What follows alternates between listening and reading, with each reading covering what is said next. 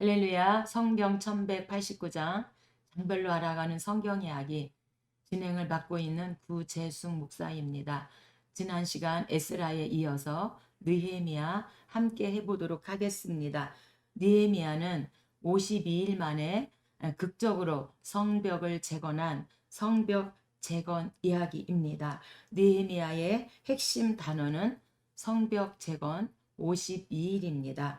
핵심 구절은 2장 17절입니다. 후에 저희에게 이르기를 우리의 당한 곤경은 너희도 목도하는 바라. 예루살렘이 황무하고 성문이 소화되었으니 자 예루살렘 성을 중건하여 다시 수치를 받지 말라 하고, 그래서 이제 3차 포로 귀환을 하고 52일 만에 성벽을 재건합니다. 핵심장입니다. 느헤미야의 핵심장은 9장입니다. 본서가 성벽 재건을 중심한 역사의 기록인 것은 사실이지만 성벽 재건의 가장 큰 의의는 선민 공동체의 회복에 있습니다. 따라서 이스라엘 백성의 영적 회복을 보여주는 9장은 본서의 핵심장으로 보고 있습니다. 9장은 금식과 회개입니다. 느헤미야 이해입니다. 에스라와 동시대 인물이며 페르시아 왕궁에서 왕의 술잔을 드는 자, 그래서 신복 중 하나였던 느헤미야는 바벨론 포로 유배 이후 세 번째이자 마지막 유다 귀환을 이끕니다. 예루살렘과 그 거민의 안녕에 대한 관심 때문에 느헤미야는 대담한 행동을 취하게 되어집니다.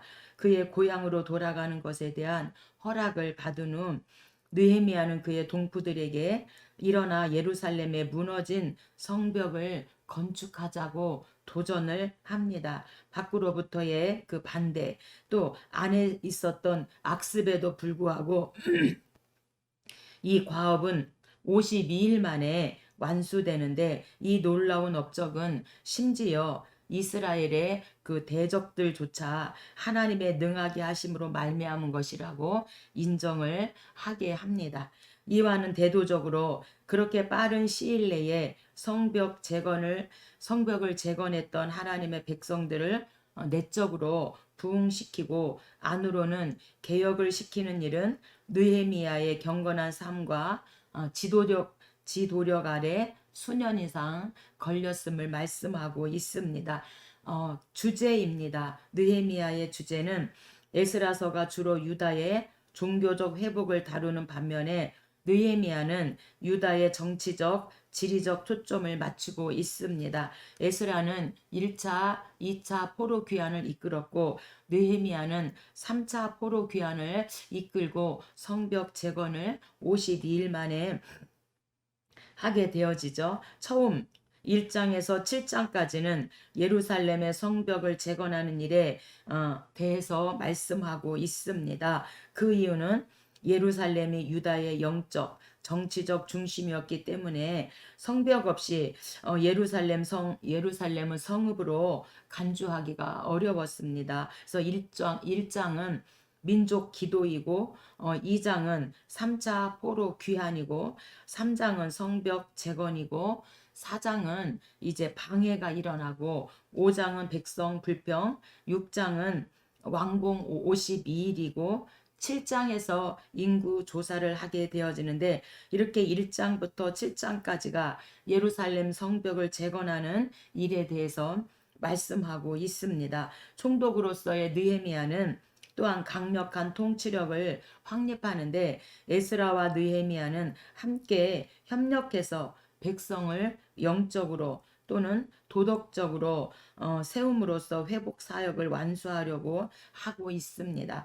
그러므로 느헤미야서는 자연스럽게 에스라서의 후속편 기능을 하는 것이고, 이 두 책이 오랫동안 한 권의 책으로 간주된 것도 놀랄 일은 아닌 듯 싶습니다. 느헤미야의 저자입니다. 누가 기록했는가? 저자는 느헤미야입니다. 유대 전승과 히브리어 성경의 명칭 그리고 1장 1절의 언급은 느헤미야가 본서의 저자임을 밝히고 있습니다. 뿐만 아니라 본서의 내용상 1인칭 주어를 사용한 솔직하고 생생한 기술은 체험자의 직접 기술임을 보여주고 있습니다. 그러므로 본서의 주인공으로 성벽 건축을 지휘한 느헤미야가 본서의 저자로 보다 유력하게 보고 있습니다. 언제 기록했는가? 기록 연대입니다. 대략 주전 420년경 전으로 보고 있습니다. 왜 기록했는가? 기록 목적입니다. 기록 목적은 3차 포로 귀환과 예루살렘 성벽 중건의 역사를 보여주기 위해서 기록했고, 아울러 그러한 역사를 통해 회복 언약을 지키시는 하나님이 신실하심을 보여주기 위해서 기록하였습니다. 느헤미야에서 어떻게 그리스도를 볼 수 있는가? 에스라서에 이어 본서에서도 성벽 재건과 언약 갱신을 통해 다윗의 후손이 부속사의 흐름을 굳건히 이어가도록 하시며, 또한 메시아의 계보가 보존되게끔 하시는 하나님의 놀라운 섭리가 드러나고 있습니다. 특히 본서의 중심 인물이자 저자인 느헤미야가 바사 제국에서 높은 지위를 포기하고 언약 공동체의 회복을 위해 온갖 역경에 동참하였다는 점에서, 그리고 회복이라고 하는 특별한 사명을 감당하였다는 점에서 느헤미야를 예수 그리스도로 예표하고 있습니다. 느헤미야는 포로 시대의 선지자입니다. 3차 포로 귀환을 이끌었고요. 예루살렘 성벽을 52일 만에 극적으로 세우고 여호와의 율법에 대한 충성된 자로 원수들의 갖가지 조롱과 방해 공작에도 불구하고 일어나 성벽을 재건하였습니다. 결국 승리의 환호로 이어졌고, 죄악으로 인해 허물어졌던 이 성벽이 갖은 고초 가운데 재건되어집니다. 가난한 자를 도왔고 모세의 율법을 집행했고 민족적으로 든든하게 기반을 닦은 사람이 바로 느헤미야입니다. 1장입니다. 1장 느헤미야 1장은 민족 기도입니다. 우리가 에스라 1차 포로 귀환은 북서쪽으로 1450km 약 7개월에 걸쳐서 왔지만 2차와 3차는 북동쪽으로, 그래서 840km 약 4개월에 걸쳐서 이들이 위험을 무릅쓰고 북동쪽으로 그렇게 포로 귀환을 하게 되어집니다. 그리고 성벽 재건을 하게 되어지죠. 느헤미야는 바벨론의 포로가 된 자들 중에서 드물게 바사의 고위 관리로 임명된 인물들 가운데 한 사람으로, 그는 유다에서 자신을 방문한 하나니로부터 동족들의 소식을 듣고 금식 기도를 하며 하나님의 도우심을 간구합니다. 그는 먼저 동족들과 자신을 하나의 신앙 공동체로 보고 그들의 죄를 자신의 죄처럼 하나님 앞에 대신 회개하며 기도하게 되어집니다. 1절입니다. 성경 가지고 계신 분은 함께 성경을 찾아가면서 은혜를 나누면 좋겠습니다. 하기라의 아들 느헤미야의 말이라. 아닥사스다 왕 제20년 기슬루월에 내가 수산궁에 있는데 하나니가 두어 사람과 함께 유다에서 내게 이르렀기로, 유다와 예루살렘 사람들의 형편을 물은즉 큰 환난을 당하고 능욕을 받으며 예루살렘 성은 허물어지고 성문들은 불탔다 하는지라. 내가 이 말을 듣고 앉아서 울고 수일 동안 슬퍼하며 하늘의 하나님 앞에 금식하며 기도하여. 그래서 민족의 그 고통스러운 소식을 듣고 느헤미야는 애통하는 마음을 가지고 하나님 앞에 기도함으로 말미암아 기적이 일어나는데, 3차 포로 귀환과 더불어서 성벽을 52일 만에 재건하는 이러한 기적을 일으키게 되어집니다. 어떻게 기도했는가? 5절입니다. 하늘의 하나님 여호와 크고 두려우신 하나님이여, 주를 사랑하고 주의 계명을 지키는 자에게 언약을 지키시며 긍휼을 베푸시는 주여 간구하나이다. 이렇게 느헤미야가 민족을 위해서 기도하고 있습니다. 오늘 저와 여러분도 우리나라와 민족을 위해서 정말 우리도 이렇게 느헤미야처럼 기도하고 있지 않나요? 하나님께서 항상 나라와 민족을 위해서 기도시키기 때문에 우리가 항상 이렇게 우리도 나라와 민족을 위해서 항상 기도할 때마다 나라와 민족을 위한 기도를 빼먹지 않는데, 느헤미야는 이 소식을 듣고 금식하면서 그렇게 하나님 앞에 기도를 하게 되어집니다. 11절입니다. 주여 구하오니 귀를 기울이사 종의 기도와 주의 이름을 경외하기를 기뻐하는 종들의 기도를 들으시고 오늘 종이 형통하여 이 사람들 앞에서 은혜를 입게 하옵소서 하였나니 그때에 내가 왕의 술 관원이 되었느니라. 왕의 술 관원에 있었지만 나라와 민족을 위해서 하나님 앞에 금식하며 기도하였다고 말하고 있습니다. 민족의 고통 소식을 듣고 이 말씀에 느헤미야는 애통하는 마음을 가졌다. 그리고 나라와 민족을 위해서 기도하였다 말씀하고 있습니다. 뿐만 아니라 11절에 왕의 술 관원을 맡은 관원이었다라고 말씀하는 것은 왕의 음식을 맛보는 일을 하였고요. 왕 침실을 총괄했으며 왕 경호도 감당했어요. 그래서 가장 왕과 가까운 관계에 있었다 이렇게 말하고 있습니다. 이 술관원이란 말의 문자적인 뜻은 마실 것을 누구에게 주는 것이 자이다. 그래서 주요 임무는 왕에게 올릴 술을 선정하고 맛을 보며 독소의 유무를 가리는 일을 하였다 이렇게 말씀하고 있습니다. 2장입니다.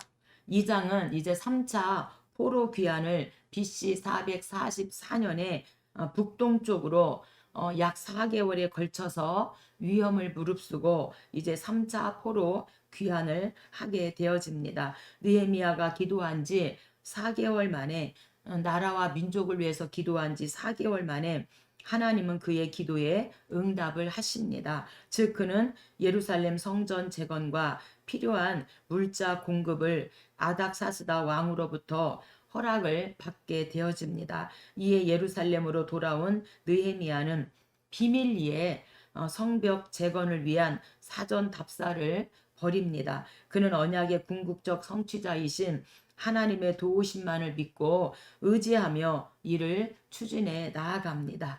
1절입니다. 아닥사스다 왕 20년 니산월에 왕 앞에 포도주가 있기로 내가 그 포도주를 왕에게 드렸는데 이전에는 내가 왕 앞에서 수심이 없었더니 여기서 아닥사스다 왕이 나오고 있습니다. 이 아닥사스다 왕의 아버지가 아하수에로입니다. 에스더서의 1장에서 아하수에로가 나오고 이 아하수에로에게 에스더가 이제 결혼을 하게 되어지죠. 그래서 에스더 2장이 왕후 등극입니다. 그래서 에스더가 느헤미야가 술 관원이 되도록 영향력을 행사했다고 합니다. 하나님께서는 이렇게 사람을 통해서 역사하십니다. 2절입니다. 왕이 내가 병이 없거늘 어찌하여 얼굴에 수심이 있느냐. 가장 가까이에서 이제 술 관원이기 때문에 항상 이 느헤미야도 왕의 얼굴을 살피지만 왕도 느헤미야의 얼굴을 살핀 거죠. 그래서 어찌하여 얼굴에 수심이 이렇게 있느냐. 왕께 대답하되 내 조상들의 묘실이 있는 성읍이 이제까지 황폐하고 성문이 불탔사오니 내가 어찌 수심이 없사오리까 하니 그 성을 건축하게 하옵소서. 이렇게 왕에게 이제 아뢰는 거죠. 7절입니다. 내가 또 왕에게 이르되 강서쪽 총독들에게 내리시는 조서를 내게 주사 그들이 나를 용납하여 유다에 들어가기까지 통과하게 하시고 또 왕의 삼림 감독 아삽에게 조서를 내리사 들보로 쓸 제목을 내게 주게 하옵소서 하매 내 하나님의 선한 손이 나를 도우심으로 왕이 허락하고. 그래서 이 느헤미야는 철저한 하나님 중심으로 살았고 하나님 제일 중심으로 하나님 중심 사고로 살았음을 말씀해 주고 있습니다. 그래서 왕이시여 내가 갈 때에 나를 용납해서 유다에 들어가까지 통과할 수 있도록 하고 또한 성벽을 재건할 수 있는 모든 제목들을 내게 달라고 이렇게 구하였더니 왕이 허락했다. 이렇게 말씀합니다. 10절입니다. 호론 사람 산발락과 암몬 사람 도비야가 이스라엘 자손을 흥왕하게 하려는 사람이 왔다 함을 듣고 심히 근심하더라. 그래서 이 산발랏은 월신이 생명을 준다는 그 바벨론 이름입니다. 그는 사마리아 성의 통치권을 주장한 느헤미야의 정적이었죠.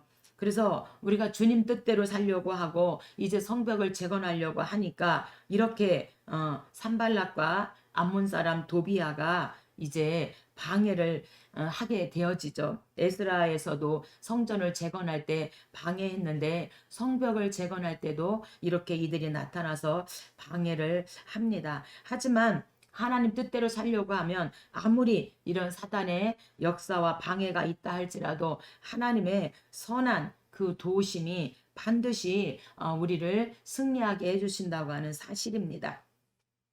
3장입니다. 성벽 재건입니다. 성벽 재건 작업이 구간별로 나뉘어서 약 40명의 책임자의 감독하에 진행되었음을 보여주고 있습니다. 이런 점에서 느헤미야는 탁월한 행정가이고 감독자였음을 말씀해주고 있습니다.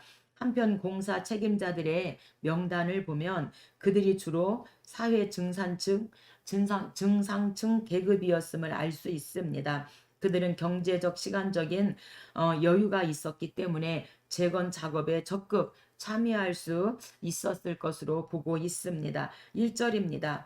그때 대제사장 엘리야십이 그의 형제 제사장들과 함께 일어나 양문을 건축하여 성별하고 문짝을 달고 또 성벽을 건축하여 한메야 망대에서부터 하나넬 망대까지 성별하였고. 그래서 대제사장 엘리야십 최고 지도자가 앞서서 하나님 앞에 헌신하니까 백성들도 이 제사장의 그 헌신불이 붙어가지고 이들이 함께 성벽 재건을 하게 되어집니다. 이 대제사장 엘리야십은 제1차 귀환 때 돌아온 대제사장 예수아의 손자로서 그의 아들은 여호 하나님입니다. 그래서 이들이 먼저 본을 보이니까 백성들도 따라서 그렇게 극적으로 52일 만에 성벽을 재건하게 되어집니다. 2절입니다.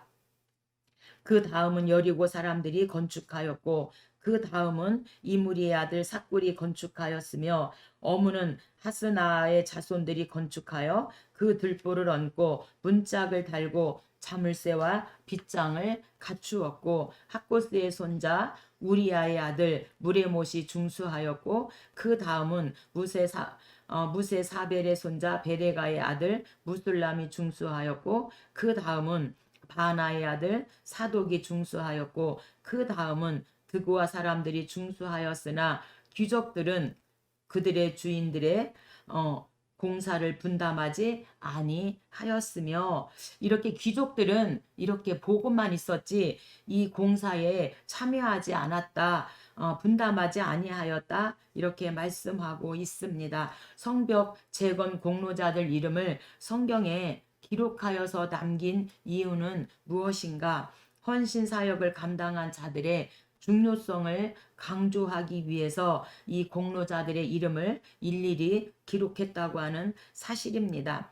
하지만 이 5절에 그 귀족들은 그들의 주인들의 공사를 분담하지 아니하였다. 이렇게 말하고 있습니다. 그래서 정말 하나님의 일을 할 때에 정말 할 것 같은 사람은 안 해요. 하지만 그렇지 않을 것 같은데도 참여하는 것은 바로 하나님의 역사입니다. 그래서 성전을 재건할 때도 하나님께서 진동하여서 금도 내 것이요 은도 내 것이다. 이렇게 말씀하고 있는데 하나님께 하신 헌신한 자들은 이렇게 일일이 이름을 기록하면서 헌신자들의 그 중요성을 강조하고 있습니다. 이 공사를 분담해서 성전 재건 작업이 구간별로 나뉘어서 약 40명의 이 책임자의 그 감독하에 진행된 것은 느헤미야의 탁월한 그런 행정과 감독으로 이렇게 할 수 있었다 말씀하고 있습니다. 사장입니다. 사장은 역시 방해입니다. 성전을 재건할 때도 방해를 하였는데 성벽을 재건할 때도 사마리아 통치자 산발락과 암몬 사람 도비아가 방해를 하게 되어집니다. 산발락 일당이 성벽 재건 공사를 방해합니다. 그들의 회방은 하나님의 역사를 방해하는 도전 행위였습니다. 그러나 느헤미야는 하나님의 뜻대로 재건 공사가 시작된 것처럼 하나님의 권념하심 덕분에 공사가 완료될 것이라는 사실을 느헤미야는 확실히 믿고 있었습니다. 그는 백성들을 독려하여 공사를 계속 진행하도록 반드시 하나님이 도와주신다. 하나님이 함께하니 걱정하지 말아라. 이렇게 독려하면서 공사를 계속 진행하게 되어집니다. 1절입니다. 산발랏이 우리가 성을 건축한다 함을 듣고 크게 분노하여 유다 사람들을 비웃으며, 여기에서 산발랏이 비웃었다고 하는 것은 성벽 재건의 그 공사의 어리석음과 광신적 성급함, 또한 비율법적 방법 등을 지적하면서 유다인들을 조롱했다 이렇게 말하고 있습니다. 2절입니다. 자기 형제들과 사마리아 군대 앞에서 일러 말하되 이 미약한 유다 사람들이 하는 일이 무엇인가? 스스로 견고하게 하려는가? 제사를 드리려는가? 하루의 일을 마치려는가? 불탄 돌을 흙 무더기에서 다시 일으키려는가? 하고 이렇게 지금 조롱하고 있습니다. 여기에서 불탄 돌이라고 하는 것은 예루살렘이 BC 586년 시드기야 왕 때 예루살렘 성전이 포위되고 불타고 무너졌잖아요. 지금 그것을 말하고 있는 것입니다. 예루살렘 성이 586년에 불타버린 것을 지금 말하면서 불탄 돌을 흙 무더기에 다시 일으키려는가? 이렇게 지금 조롱하고 있는 것이죠. 산발랏은 잿더미 위에 재건 사업을 한다는 것이 불가능한 줄로 생각하고 유다인들에게 모욕적인 말을 하게 되어지는데, 하나님의 은혜로 52일 만에 완성되어서 이 산발랏은 부끄러움을 당하게 되어집니다. 3절입니다.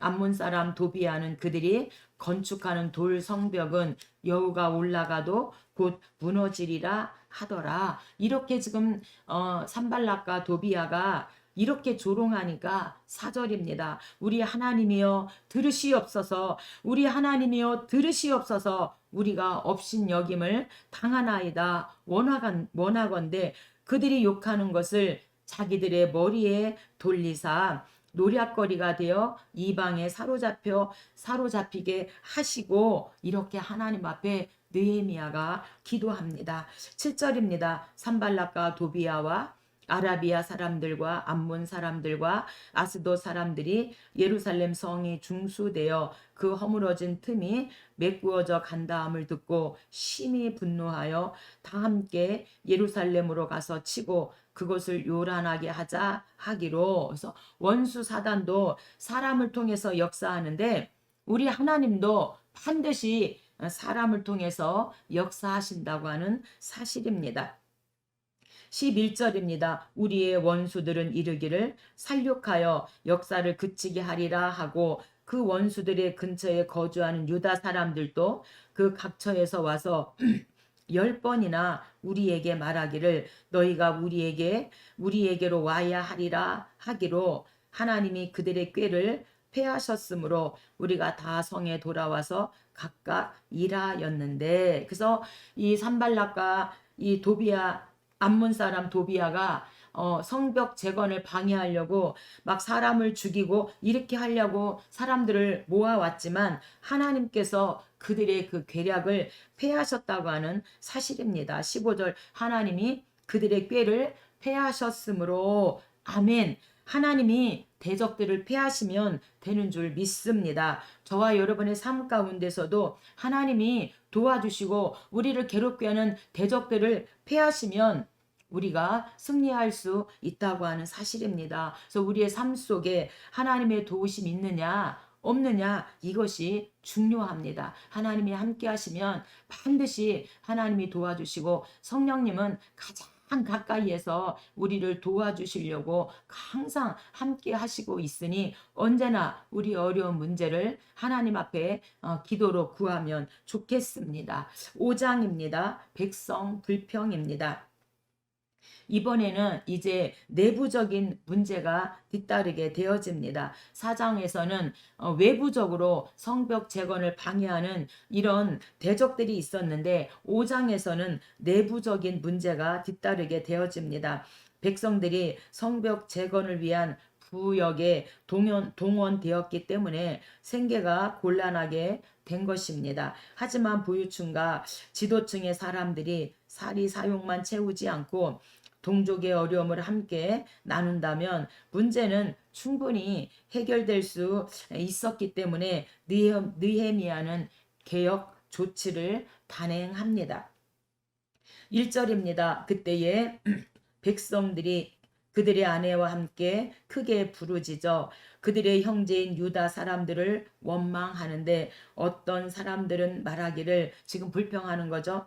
우리와 우리 자녀가 많으니 양식을 얻어먹고 살아야 하겠다 하고 어떤 사람은 우리가 밭과 포도원과 집이라도 저당 잡히고 이 흉년에 곡식을 얻어야 하겠다 하고 어떤 사람은 우리는 밭과 포도원으로 돈을 빚내서 왕에게 세금을 바쳤도다 하고 우리 육체도 우리 형제의 육체와 같고 우리 자녀도 그들의 자녀와 같거늘 이제 우리 자녀를 종으로 파는도다. 우리 딸 중에 벌써 종된 자가 있고 아무런 힘이 없도다 하더라. 이렇게 지금 백성들이 불평하며 원망하고 있습니다. 6절입니다. 내가 백성의 부르짖음과 이런 말을 듣고 크게 노하였으나 너희의 소행이 좋지 못하도다. 귀족들에게 지금 너희의 소행이 좋지 못하다. 지금 느헤미야가 책망하고 있습니다.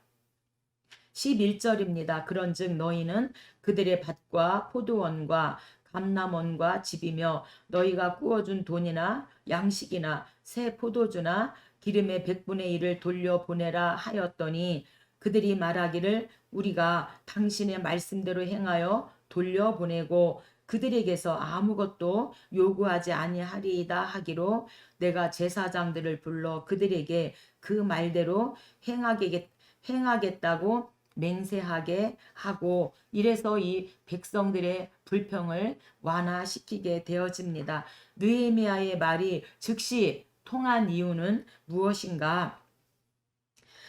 느헤미야가 본이 되는 삶을 살았기 때문입니다. 12년 동안 총독의 녹을 먹지 않고 아닥사스다 왕의 치세 중 BC 444년부터 432년까지 기간을 가리키는데 12년 동안 느헤미야는 유다 땅 총독으로 봉직하다가 페르시아로 돌아갔어요. 그 후 1년 후에 다시 예루살렘으로 돌아왔지만 12년 동안 이 총독의 녹을 먹지 않았기 때문에 귀족들에게 그렇게 말했을 때 알았습니다. 우리가 그대로 하겠습니다. 이렇게 해서 맹세하게 하였다라고 말하고 있습니다. 14절입니다. 또한 유다 땅 총독으로 세움을 받은 때 12년 동안 나와 내 형제들이 총독의 녹을 먹지 아니하였느니라. 그래서 이렇게 헌신했기 때문에 유다의 귀족들도 민장들도 이렇게 순종했다고 하는 사실입니다. 총독의 녹은 하나님을 경외한 느헤미야는 자기의 관할 구역이자 동족인 유다 지역에서 거두어들인 세금으로 생활하지 않았다고 하는 사실입니다. 동족의 긴박한 상황을 잘 아는 영적 지도자여 탁월한 인품을 지닌 통치자로서의 면모를 엿볼 수가 있습니다. 백성들이 이렇게 어려운데 내가 어떻게 세금으로 녹을 먹을 수 있겠느냐. 이래서 12년 동안 그 총독의 녹을 먹지 않았다. 돈 받지 않았다. 월급 받지 않았다. 헌신하였다. 이렇게 말씀합니다. 15절입니다. 나보다 먼저 있었던 총독들은 백성에게서 양식과 포도주와 은 40세계를 그들에게서 빼앗았고 또한 그들의 종자들도 백성을 압제하였으나 나는 하나님을 경외함으로 이같이 행하지 아니하고 도리어 이 성벽 공사에 힘을 다하여 땅을 사지 아니하였고 내 모든 종자들도 모여서 일을 하였으며 전에 있던 총독들은 다 월급을 받고 강제로 빼앗고 이렇게 했다는 거예요. 하지만 느헤미야는 그렇게 하지 안함으로 말미암아 이제 백성들이 불평할 때에 그 귀족들에게 너희들이 나눠주고 돈 받지 말아라. 종으로 왔다면 다시 돌려보내라 했을 때 알겠습니다. 순종했다고 하는 사실입니다. 6장입니다. 6장은 드디어 52일 만에 성벽을 재건합니다. 산발랏 일당의 암살 계획을 눈치채고 이에 지혜롭게 대처하여 위기를 넘긴 느헤미야는 더욱더 하나님만을 의지하게 되어집니다. 한편 종교 지도자들이 매수되어 느헤미야 제거라는 정치적인 악한 목적에 이용당한 것은 정치와 종교가 분리되어서도 안 되지만 서로 연합하여 시대 조류에 편승해서도 안 된다는 사실을 교훈해 주고 있습니다. 1절입니다. 산발락과 도비야와 아라비아 사람 게셈과 그 나머지 우리의 원수들이 내가 성벽을 건축하여 허물어진 틈을 남기지 아니하였다함을 들었는데 그때는 내가 아직 성문에 문짝을 달지 못한 때였더라. 산발락과 게셈이 오라 우리가 오노평지 한 촌에서 서로 만나자 하니 실상은 나를 해하고자 함이었더라. 4번이나 이같이 내게 사람을 보내되 나는 꽃같이 대답하였더니 산발랏이 5번째는 그 종자의 손에 봉하지 않은 편지를 들려 내게 보냈는데 이렇게 지금 느헤미야를 죽이려고 했지만 하나님이 그들의 꾀에 넘어가지 않게 하셨어요. 근데 5절에 보니까 이제는 봉하지 않은 편지를 들려보냈다 이렇게 말하고 있습니다. 봉하지 않은 편지란 당시의 그 편지는 파피루스나 가죽판에 써서 둘둘 말아 점토나 밀랍으로 봉하였습니다. 그러나 산발랏이 편지를 지금 점토나 밀랍으로 봉하지 않았던 것은 편지의 내용이 대중에게 신속히 전달되기를 바라는 의도에서 그렇게 했다고 하는 사실입니다. 그렇게 해서 느헤미야를 죽이려고 했던 것이었죠. 10절입니다. 스마야가 두문 불출하기로 내가 그 집에 가니 그가 이르기를 그들이 너를 죽이러 올 터이니 우리가 하나님의 전으로 가서 외소 안에 머물고 그 문을 닫자. 저들이 밤에 와서 너를 죽이리라 하기로. 여기서 스마야는 느헤미야 친구 중 한 사람입니다. 그리고 외소는 지성소로서 대제사장만 들어갈 수 있는 곳인데 거기에 들어가서 죽음을 면하자 지금 이렇게 하는 것이죠. 11절입니다. 내가 이르기를 나 같은 자가 어찌 도망하며 나 같은 몸이면 누가 외소에 들어가서 생명을 보존하겠느냐. 나는 들어가지 않겠노라 하고 그래서 깨달았어요. 12절 깨달은 즉 도비야와 산발랏에게 뇌물을 받고 내게 이런 예언을 함이라. 그래서 그 친구의 말대로 외소에 들어갔다면 아마 죽었을 거예요. 이들이 아주 발악을 한 거죠. 하지만 하나님의 도우심으로 말미암아 그렇게 하지 않았다 말씀합니다. 15절입니다. 성벽 역사가 52일 만에 끝남에 우리의 모든 대적과 주위에 있는 이방 족속들이 이를 듣고 다 두려워 크게 낙담하였으니 그들이 우리 하나님께서 이 역사를 이루신 것을 알미니라. 아멘. 그래서 52일 만에 이제 성벽을 완공하게 되어집니다.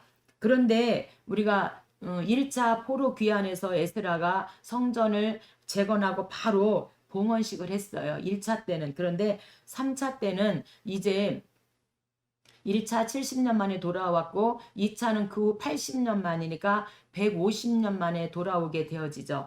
그리고 이제 3차는 BC 444년에 돌아오니까 3차 포로 귀환한 사람은 약 164, 5년 이렇게 만에 돌아온 거예요. 그래서 이들이 영적 상태가 좋지 않았기 때문에 제일 먼저 우선돼야 되는 것이 백성들의 영적 상태가 회복되는 것이 우선시해야 했기 때문에 이제 성벽 재건은 하였지만 이들이 12장에서 봉헌식을 하게 되어집니다. 그래서 그 사이에 이들이 지금 이제 율법을 낭독하고 그 말씀을 듣고 금식하며 회개하고 그 다음에 우리가 이 율법을 지키겠습니까? 율법 지키겠습니다라고 하는 율법 준수 맹세를 하게 하고 그리고 거주지 배치를 하게 한 다음에 12장에서 봉헌식을 하게 되어집니다. 7장입니다. 인구 조사입니다.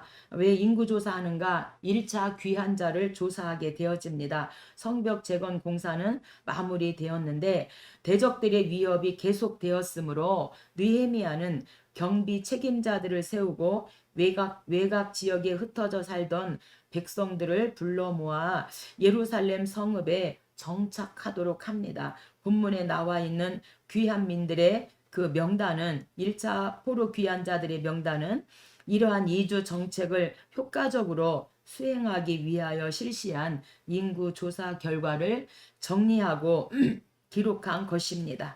5절입니다. 내 하나님이 내 마음을 감동하사 귀족들과 민장들과 백성들을 모아 그 계보대로 등록하게 하심으로 내가 처음으로 돌아온 자의 계보를 얻었는데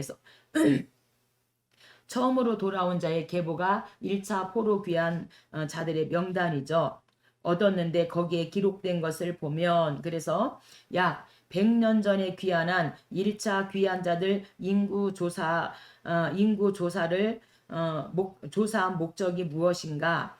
예루살렘 방비할 인구가 적어서 인원을 확보하기 위해서 인구 조사를 했고요. 성벽 봉헌식보다 앞서 인구 조사를 시행한 것은 근본적 문제 해결을 우선시 했기 때문에 먼저 이렇게 인구 조사를 하였다 말씀하고 있습니다.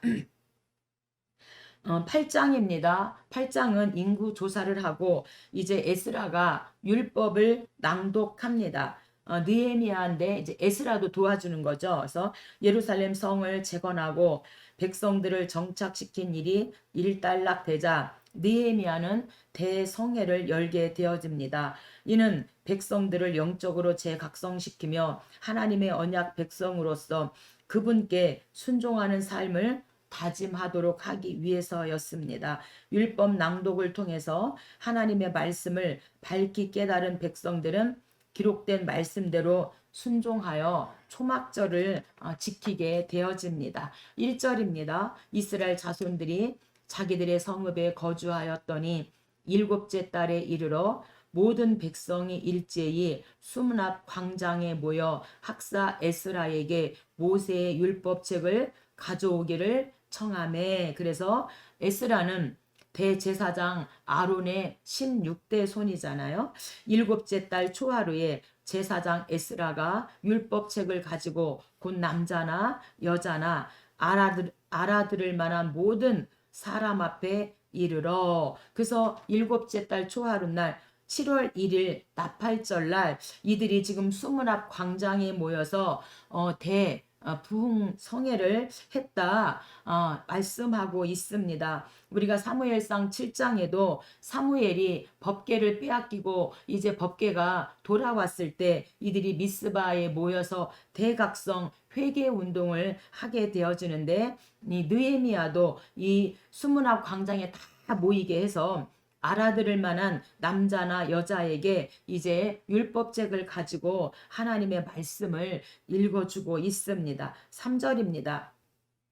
수문 앞 광장에서 새벽부터 정오까지 알아들을 만한 모든 사람 앞에서 읽음에 뭇 백성이 그 율법책에 귀를 기울였는데, 그때 에스라가 특별히 지은 나무 강단에, 그래서 나무 강단, 오늘날 강대상이죠. 그래서 나무 강단에서 하나님께서 새벽부터 정오까지 그렇게 말씀을 읽어 주었다는 거. 말씀을 읽어만 주어도 이 백성들이 그 말씀에 귀를 기울이고 이들이 회개 운동이 일어났다고 말씀하고 있습니다. 5절입니다. 에스라가 그들 목전에서 책을 펼 때에 모든 백성이 일어서니라. 그래서 이 백성들이 하나님의 말씀을 사모하여서 앉아서 말씀을 받는 게 아니라 이 말씀을 전부 다 일어나서 하나님의 말씀을 아멘, 아멘, 아멘으로 일어나서 하나님의 말씀을 아멘으로 받았다 말씀하고 있는 것입니다. 8절입니다. 하나님의 율법책을 낭독하고 그 뜻을 해석하여 다 깨닫게 하니 백성이 율법의 말씀을 듣고 다 우는지라. 일어나서 말씀을 받고 그 말씀을 듣고 이들이 회개하고 통회하는 정말 회개의 역사가 일어났다 말씀하고 있습니다. 8절에서 그 뜻을 해석하여 깨닫게 하였다라고 말씀은 히브리어를, 하나님의 말씀 히브리어를 아람어로 번역해서 이들에게 말씀을 전했다 이렇게 말하고 있는 겁니다.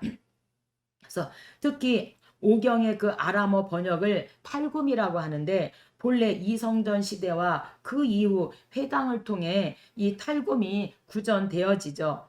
탈굼 성경을 탈굼역이라고 부르는데, 주로 AD 2세기와 그 이후 여러 시기에 걸쳐서 팔레스타인과 바벨론에서 만들어졌습니다. 오늘날은 당시에 사용된 아람어 교본 이 탈굼은 발견되지 않고 있습니다. 그래서 아람어로 모든 백성들이 알아들을 수 있도록 아람어로 이렇게 성경을 읽어 주었더니 이들이 그 말씀을 듣고 회개하고 다 울었다 이렇게 말합니다. 오늘 우리도 하나님 말씀을 들으면서 이렇게 간절한 마음으로 일어나서 말씀을 받고 정말로 눈물로 하나님의 말씀을 받는다면 다 우리에게 이 말씀이 생명으로 생명의 역사가 일어날 줄로 믿습니다. 9장입니다. 이제 이들이 말씀을 받고 나서 금식하며 회개하는 금식과 회개입니다. 하나님과의 관계 회복은 삶의 터전을 복구하는 것만으로 끝나는 것이 아니라 이전에 죄악된 삶을 버리고 새로운 삶을 사는 것으로 성취되어집니다. 난 변화됐어요. 예수님을 알고서. 우리 주일학교 때 찬양을 많이 했는데 우리가 예수님을 알고 변화됐어요.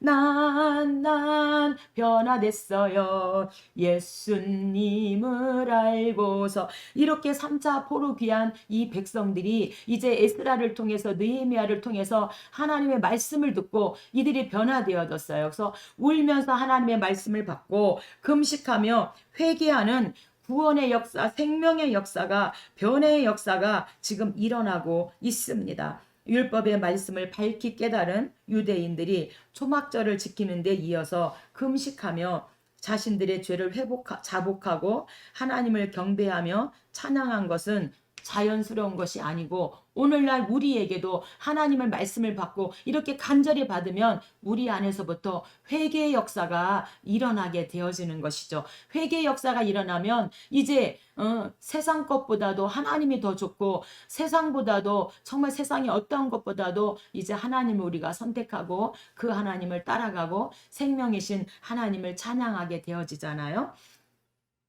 1절입니다. 이스라엘 자손들이 다 모여 금식하며 굵은 베옷을 입고 티끌을 무릅쓰며 모든 이방 사람들과 절교하고 서서 자기의 죄와 조상들의 허물을 자복하고. 그래서 모든 이방 사람들과 절교했다는 것은 유대인들의 그 절기 행사에 무분별하게 이방인을 동참시킨 일 또는 도비야 성벽을 재건을 방해하고 성전 재건을 방해한 도비야의 그 혈연 등을 염두에 둔 것으로 말하고 볼 수 있습니다. 3절입니다. 이날에 낮 4분의 1은 그 자리에 서서 3시간이에요. 4분의 1은 그 자리에 서서 그들의 하나님 여호와의 율법책을 낭독하고 낮 4분의 1은 죄를 자복하며 그들의 하나님 여호와께 경배하는데, 그래서 우리가 3시간은 하나님 율법, 하나님의 말씀을 듣고 3시간 동안은 이들이 회개하고 하나님 앞에 찬양으로 경배했다. 6시간씩 이렇게 하나님을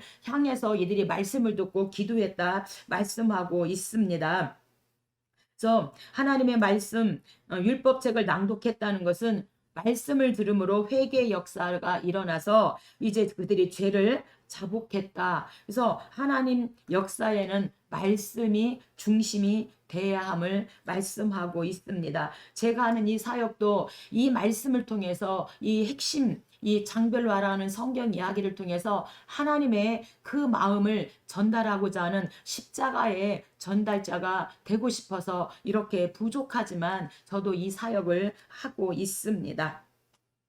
4분의 1은 3시간을 가리키는데 오랫동안 하나님의 율법의 말씀을 읽고 또 회개하는 것을 볼 때에 유다 백성의 그 회개를 위한 성회가 얼마나 감격적이고 얼마나 뜻깊은 성회였는지를 우리가 알 수 있습니다. 10절입니다. 율법 준수 맹세입니다.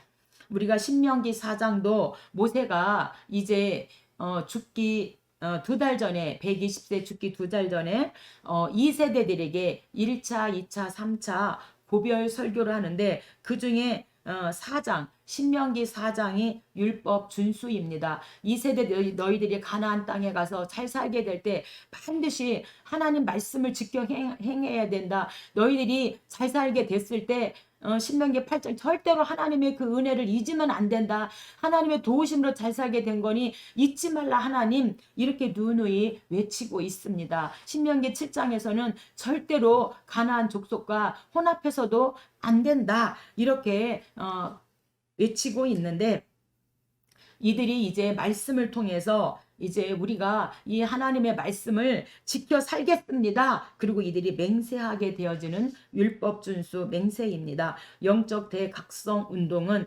유다인들이 하나님과의 언약을 재확인하는 것으로 절정을 이루고 있습니다. 본문에는 그 언약의 인진 대표자들의 명단과 백성들이 율법을 준수한 내용이 자세히 기록되어 있습니다. 그들이 하나님의 율법에 순종한 것은 단순한 법적 의무가 아니라 하나님과의 언약 관계에 따라 마땅히 살아야 할 그 삶 자체가 율법 준수입니다. 28절입니다. 그 남은 백성과 제사장들과 레위 사람들과 문지기들과 노래하는 자들과 느드님 사람들과 및 이방 사람과 절교하고 하나님의 율법을 준행하는 모든 자와 지식과 총명이 있는 자들은 다 그들의 형제 귀족을 따라 저주로 맹세하기를 율법을 따라 우리 주 여호와의 모든 계명과 규례와 율례를 지켜 행하여. 이들이 율법을 따라 이제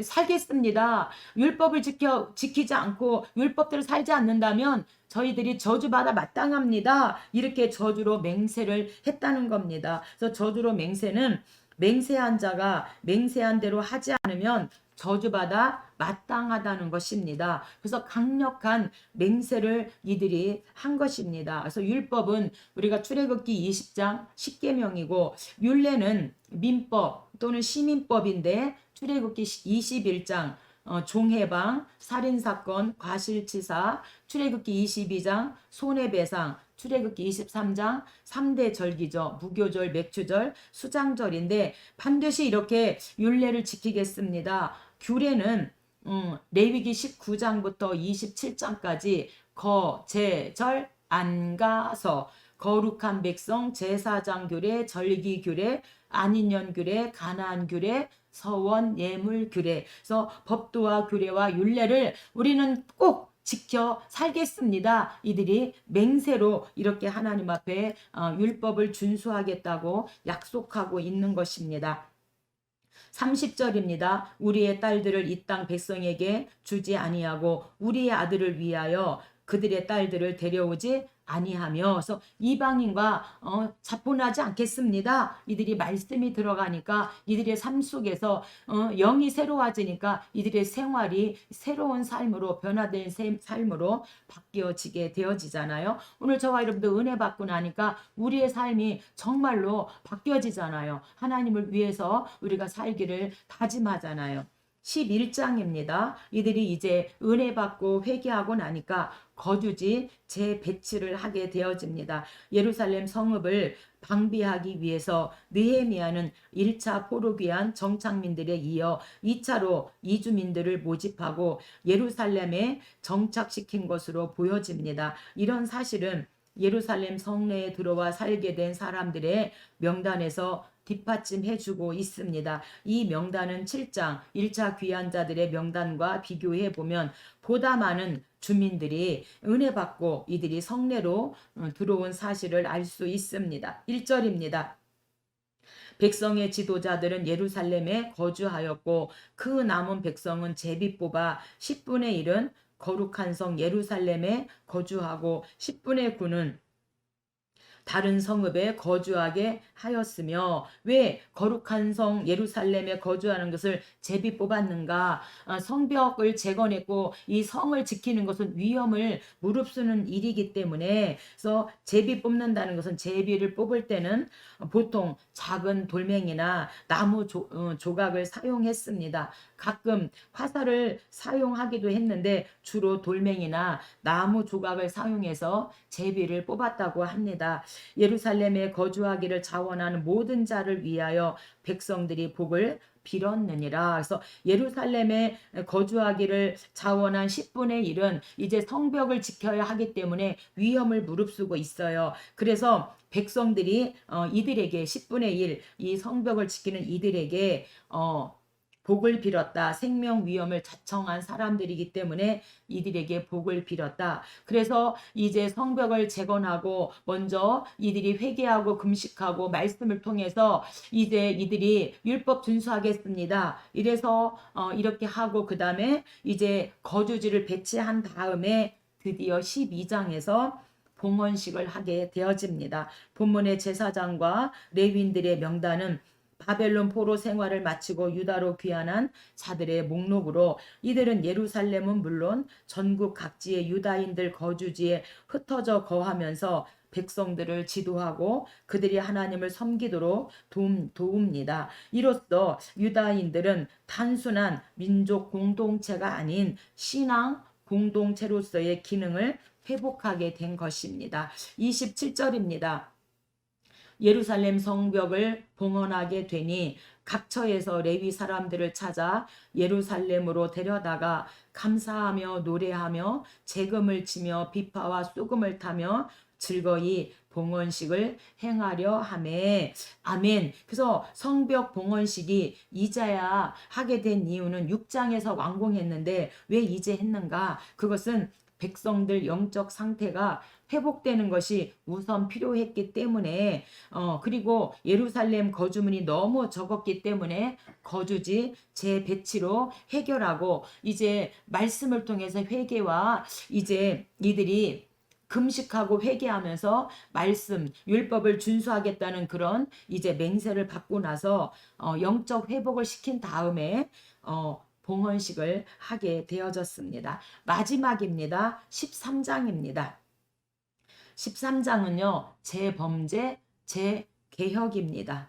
웬 말입니까? 우리가 사사기도 보면 사사기는 12명의 사사가 나옵니다. 그런데 후계자가 없기 때문에 사사가 죽고 나면 또다시 이들이 하나님을 섬겼다가 다시 우상숭배로 돌아가게 되어지잖아요. 그래서 또 주변에 나라와 전쟁을 하게 되면 그제서야 또 항상 전쟁을 하면 이기니까 하나님을 이들이 오해해서 전쟁의 신은 하나님이다 이렇게 오해하고 풍요의 신은 바알과 아세라다. 그래서 살만하면 이건 바알과 아세라가 우리에게 복을 준 거다 이렇게 착각한다는 거예요. 그래서 신명기 8장에서 잊지 말라 하나님, 너희가 가나안 땅에서 잘 살게 될 때 절대 하나님의 은혜를 잊으면 안 된다. 하나님이 하나님의 은혜다. 이렇게 말했음에도 불구하고 이들이 강력한 영적 지도자가 없으면 다시 우상 숭배로 돌아가서 풍요의 신을 따라가고 바알과 아세라가 우리에게 복을 줘서 우리가 살게 되는 것이다 이렇게 착각했다는 거예요. 그러면 하나님께서 또 주변 나라를 붙여서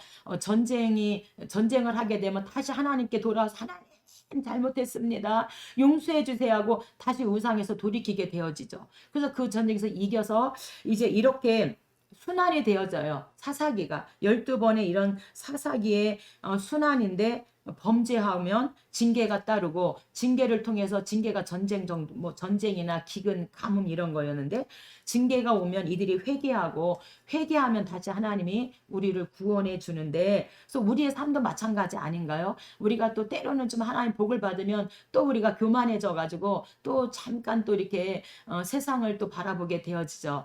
여러 가지 환경을 통해서 그러면 또다시 우리가 회개하고 돌아오면 하나님은 정말 인내하셔서 우리가 잘못했어요 하고 하나님 앞에 회개하면 하나님은 정말 또 우리를 용서해 주시고 받아주시는데 이렇게 느헤미야가 잠시 이제 예루살렘 성읍을 제거하는 후에 바사로 돌아갔다가 1년 후에 유다로 귀환하였는데 그 사이 유다인들은 하나님의 은혜를 망각하고 성전을 더럽히며 안식일을 어기고 이방인과 혼인하는 등의 죄를 범하게 되어지는 재범죄입니다. 이에 느헤미야는 백성들의 죄악을 척결하고 바로잡는 재개혁을 단행하게 되어집니다. 6절입니다.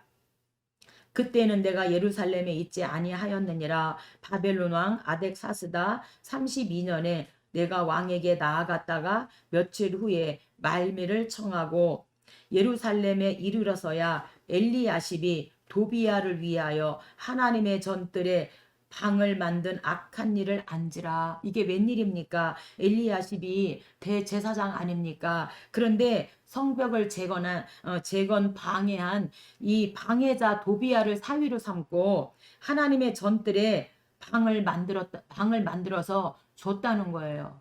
이런 일이 일어나면 안 되는데요. 그래서 느헤미야는 성벽을 재건한 후 12년간 총독직 임무를 마친 후 바사로 돌아갔다가 1년 후에 유다로 귀환하였어요. 그게 예루살렘에 이르러서야 라고 하는 뜻이죠. 내가 심히 근심하여 도비야의 세간을 그 방 밖으로 다 내어 던지며 그래서 이 도비야와 이 암몬 사람 도비야 그 다음에 산발랏은 어떤 사람이에요? 성벽 재건 방해자잖아요. 그럼에도 불구하고 이제 하나님의 전뜰에 방을 만들어서 줬다는 것이죠. 그래서 내가 근심하여란 뜻은 도비야의 그 악을 보고 분노한 느헤미야는 행동으로 자신의 분노를 나타냈는데 그게 뭐예요? 도비야의 세간을 그 방 밖으로 다 내던지고 그를 내쫓아낸 것을 말하고 있습니다. 그래서 이것은 기가 막혔던 에스라의 모습과 대조를 이루는데 스가랴 9장 3절에도 보니까 이제 에스라가 이들이 왜 대신 회개 기도했냐면 가증한 일을 또 행하는 거예요.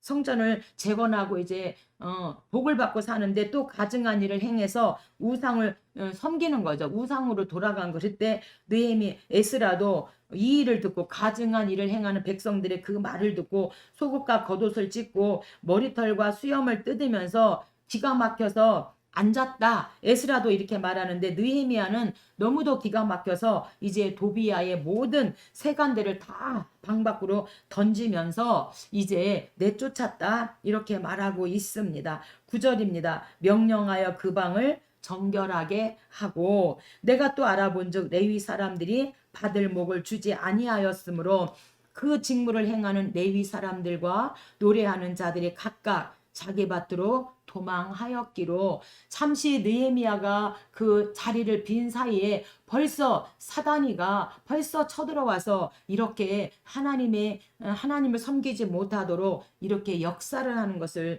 알 수가 있습니다. 11절입니다. 내가 모든 민장들을 꾸짖어 이르기를 하나님의 전이 어찌하여 버림바 되었느냐 하고 곧 레위 사람들을 불러 모아 다시 제자리를 세웠더니 이에 온 유다가 곡식과 포도주와 기름의 11조를 가져다가 곡간에 드림으로. 아멘. 다시 강력한 느헤미야 영적 지도자가 오니까 하나님의 그 성전이 다시 정화하고 도망갔던, 이제 각각 자기 밭으로 먹을 게 없으니까 도망갔던 레위 사람들이 다시 돌아와서 이제 이들이 믿음으로 살으니까 레위 사람들을 불러 모아 다시 제자리에 세웠더니 이에 온 유다가 곡식과 포도주와 기름의 11조를 가져다가 곡간에 드림으로. 그때 내가 또 본즉 유다 사람이 아스돗과 암몬과 모압 여인을 맞아 아내로 삼았는데 그들의 자녀가 아스돗 방언을 절반쯤 하여도 유다 방언은 못하니. 사기 나라 말을 못하는 거예요. 얼마나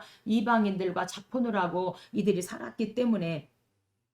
25절 내가 그들을 책망하고 저주하며 때리고 그들의 머리털을 뽑고 이르되 너희는 너희 딸들을 그들의 아들들에게 주지 말고 너희 아들들이나 너희를 위하여 그들의 딸을 데려오지 아니하겠다고 하나님을 가리켜 맹세하라 하고. 그래서 그들의 머리털을 뽑았다. 우리도 영적 게으름은요, 영적으로 우리가 게으르게 되면 하나님 앞에 머리털을 뽑히게 된다. 오늘 이렇게 25절을 통해서 우리에게도 말씀해 주고 있습니다.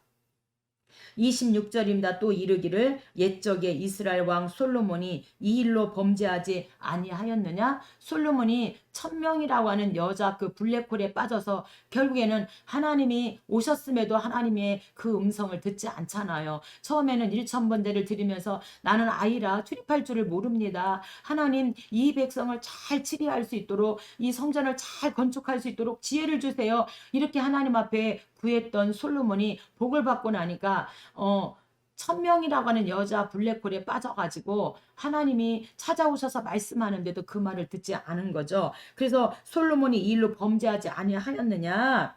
28절 대제사장 엘리야십의 손자 요야다의 아들 하나가 호론 사람 산발랏의 사유가 되었으므로 내가 쫓아내어 나를 떠나게 하였느니라. 내 하나님이여 그들이 제사장의 직분을 더럽히고 제사장의 직분과 레위 사람에 대한 언약을 어겼사오니 그들을 기억하옵소서. 이렇게 끝을 맺게 되어집니다. 그래서 우리가 에스라는 1차 포로기한, 2차 포로기한 성전 재건을 하고 느헤미야는 이제 3차 포로기한을 BC 444년에 북동쪽으로 3차 포로기한을 해서 52일 만에 성벽 재건을 하고 이제 3차 포로기한은 이 백성들에게 율법을 가리킴으로 말미암아 이들이 회개하고 금식하게 하고 율법을 준수하겠다고 맹세하라고 강력하게 이렇게 이들에게 하나님의 말씀을 전함으로 이제 성벽이 튼튼하게 세워져서 이들이 하나님 말씀대로 살았는데 또 지도자가 없으니까 이들이 또 우상 숭배를 하게 되어지죠. 그래서 끊임없이 느헤미야의 결론은 끊임없이 느헤미야 같은 이런 강력한 영적인 하나님의 일꾼이 필요하다. 오늘날도 끊임없이 이렇게 우리 주변에 세상을 따라가고 우상을 따라가는 이들에게 강력한 영적 지도자가 느헤미야 같은 영적 지도자가 필요하다. 그래서 성벽을 52일 만에 재건해서 이제 악한 것들이 장난하고 들어오지 못하도록 하나님이 일을 하셨습니다. 감사합니다. 다음 시간에 또 찾아뵙도록 하겠습니다.